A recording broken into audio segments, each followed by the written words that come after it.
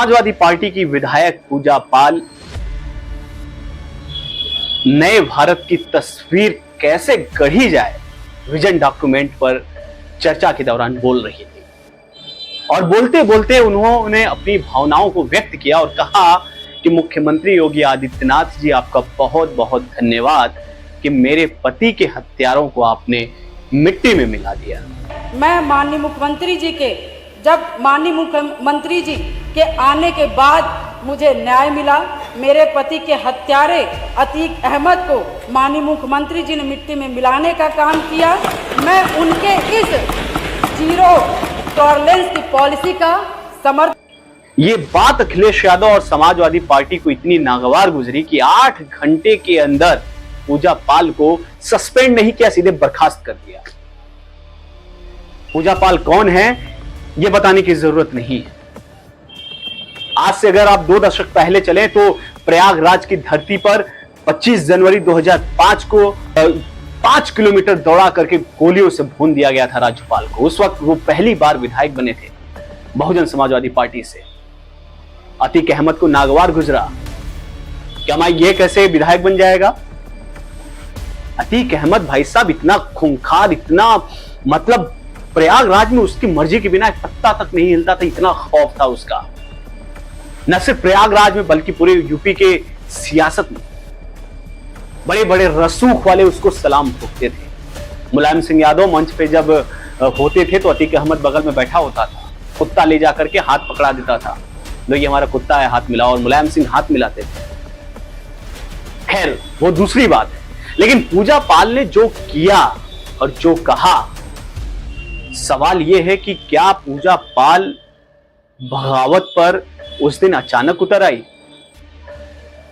नहीं, इसकी स्क्रिप्ट उन्होंने बहुत ही पहले लिख लिया था। एक आदमी को जब न्याय नहीं मिलता, एक इंसान को, एक महिला को, एक पीड़ित को जब न्याय नहीं मिलता तो वो झूठ की कसौटी पर ज्यादा दिन तक नहीं चल सकता। 8 घंटे के अंदर अखिलेश यादव ने फरमान जारी कर दिया कि पूजा पाल को पार्टी से बर्खास्त किया जाता है, समाजवादी पार्टी से उनका कोई लेना देना नहीं। शिवपाल यादव आते हैं, कहते हैं कि पूजा पाल कभी विधायक नहीं बन पाई। पूजा पाल को ट्रोलर्स ने खूब ट्रोल किया और ऐसा जवाब दिया पूजा पाल ने उन ट्रोलर्स को कि जब हम बड़े बड़े माफिया से नहीं डर पाए तो आपके ये पेड ट्रोल से हम क्या डर जाएंगे? आप समझिए कि अतीक अहमद का खौफ कैसा था। न सिर्फ उसका बल्कि उसके भाई का, उसके परिवार का, उसके गुर्गों का। एक अजीब अलग सी दुनिया में वो रहता था। सत्ता के सह पर वो अपना खेल खेलता चला गया। कई दशकों तक उसका दबाव और प्रभाव यूपी की राजनीति की दिशा और दशा को बदलता रहा। पार्टियां, खास करके सपा जैसी, उसको संरक्षण देती रही। आज देखिए कि आज क्या तस्वीर है। न अतीक है, न उसका भाई है, न उसके गुर्गे हैं, न उसका बेटा है। 2005 के बाद लगभग 1.5 दशक बाद फिर से प्रयागराज को दहलाने की कोशिश की गई। जो तस्वीर धूमनगंज से आई 24-25 फरवरी 2023 को, वो पूरे हिंदुस्तान को स्तब्ध कर दिया। ये प्रयागराज धूमनगंज में किसी वेब सीरीज की शूटिंग चल रही है क्या? जिस तरीके से धुआं उड़ रहे थे, जिस तरीके से बम मारे जा रहे थे, जिस तरीके से गोलियां चलाई जा रही थी, वो कार से निकले और फिर उधर से जा करके झोले में से निकाल के बम फेंका गया। क्या सीन था भाई साहब। बस यही बात थी और विधानसभा का सत्र चल रहा था और नेता प्रतिपक्ष थे अखिलेश यादव और सामने बैठे थे सूबे के मुखिया योगी आदित्यनाथ। अखिलेश ने पूछ लिया कि योगी आदित्यनाथ जी, आपका यही लॉ एंड ऑर्डर है, आपका यही जीरो टॉलरेंस है अपराधियों के प्रति?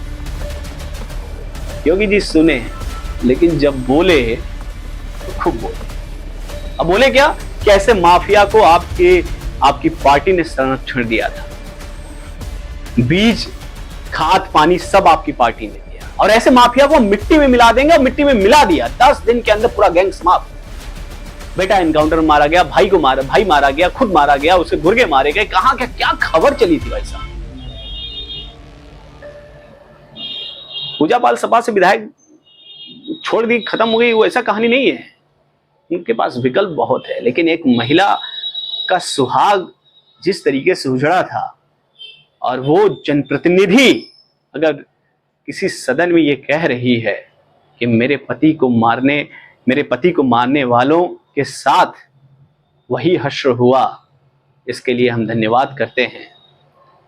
तो इतनी इंसानियत तो जीवित रहनी चाहिए कि समाज में आप चेहरा दिखा सकें।